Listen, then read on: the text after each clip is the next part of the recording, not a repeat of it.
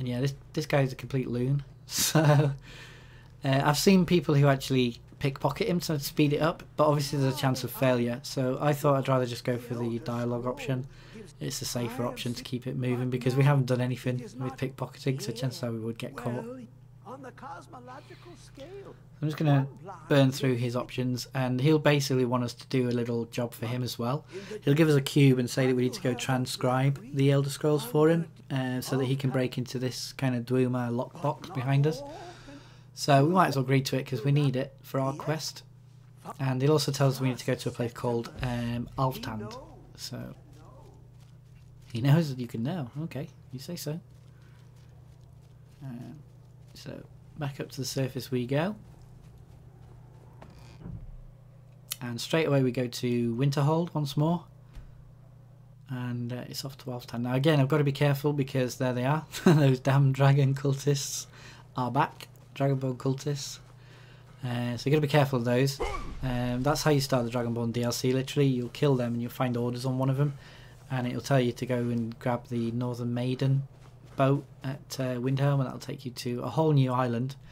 I've actually started to play it now, so finally after I don't know how many years I've finally got around to playing it. So hopefully, you know, once I'm happy with the content of Dragonborn, I'll probably do a kind of standalone walkthrough of it, probably with Gunnar Chimphammer because we haven't seen him for a while, my Redguard character. But for now I'm just trying to make my way, and I must admit I always get this wrong, so I do apologise. I never take the correct route because between the snow and the fact that I can never remember the route, I do get quite lost. But anyway, do bear with me. And yeah, like I say, I've started to play the Dragonborn DLC. It's kind of cool, mainly because it's a whole new area to explore, and I really love that. So yeah, hopefully I'll start work on that soon. There's a couple of wolves here, so we're going to burn them. I mean, you could probably get away with running away from them, but I just don't want to risk getting infected, to be honest. And there's the gully that we're looking for, so we're kind of edging towards the back of it, and then we're going to go off to the right. And if I've got it right, we should then hopefully see kind of a tower. And, well, you know it, the game really wants me to get into a dragon fight. But hopefully we can make it to Alftand before the dragon turns up, because if I can't see anything, I'm sure a dragon can't either. But there's the tower I was talking about.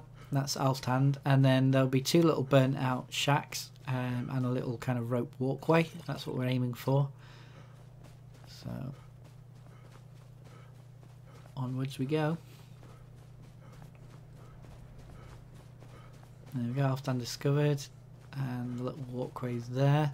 So I'm going to go to about halfway, and then just below you should see another walkway, so you can just jump straight down. You won't get any fall damage, so it's cool.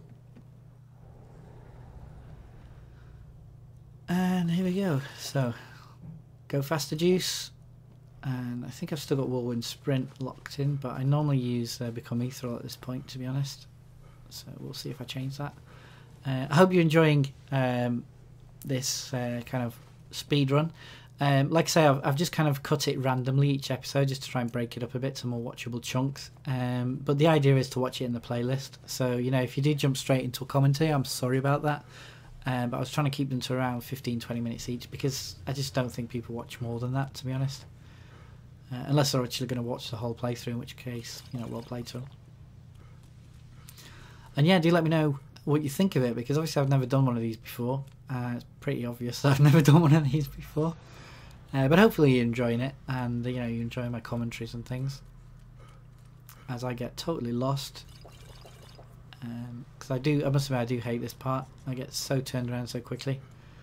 This Khajiit dude is a skooma addict, so we just want to avoid him and just leg it as far as we can and just keep pressing forward.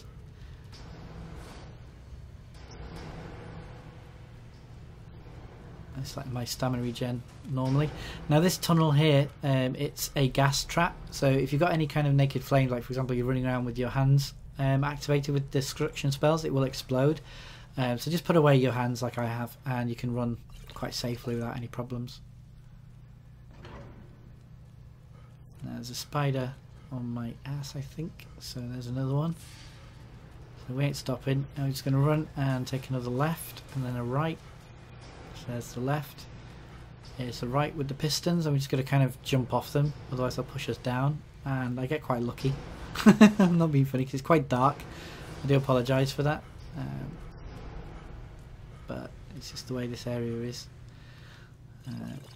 Take some more Go Faster juice. And into the next area.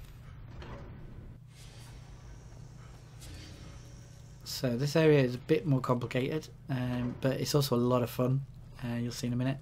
For now, we're just going to keep on running, and we're going to get a dwarven sphere, which are quite deadly.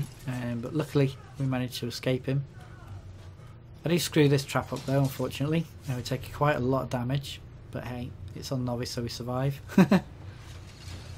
And this is why I wanted to become ethereal. It's just such a laugh doing this. I really enjoy it. I think I did it on my legendary walkthrough. It's just so much fun just to drop all the way down to the bottom, not take any damage, find the door, and see you later, suckers. But they are still behind me, so I've got to be careful. There's a couple of traps here, so you want to stick to the right hand wall and keep it moving, keep it trucking.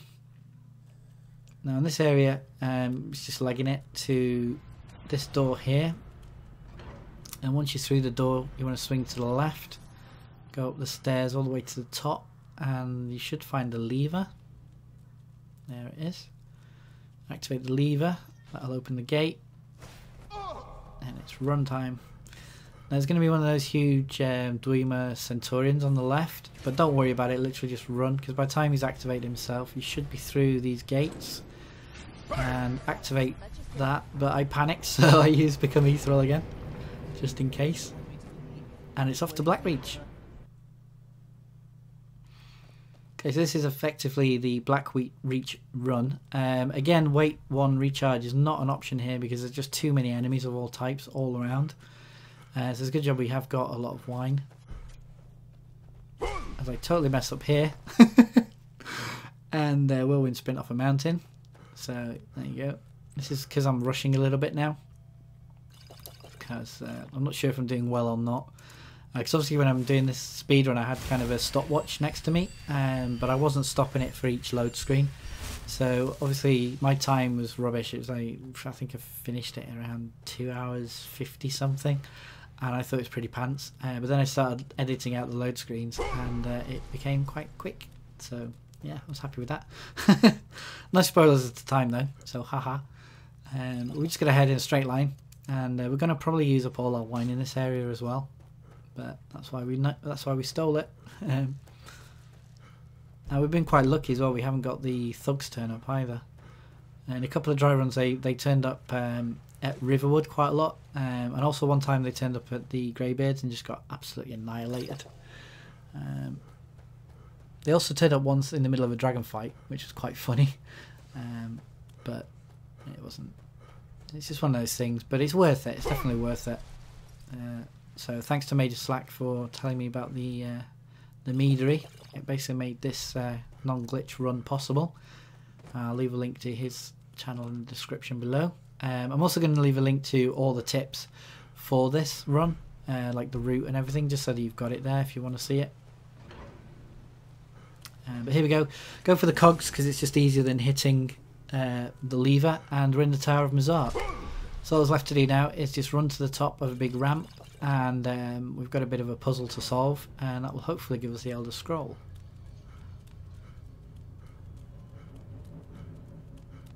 So up we go. Not a lot to commentate on really. And here are the buttons. So the first one, you need to put the lexicon in first of all, and then press the first button on the right 4 times, but by 4 times I mean the actual animation. So there's 1, there's 2, there's 3,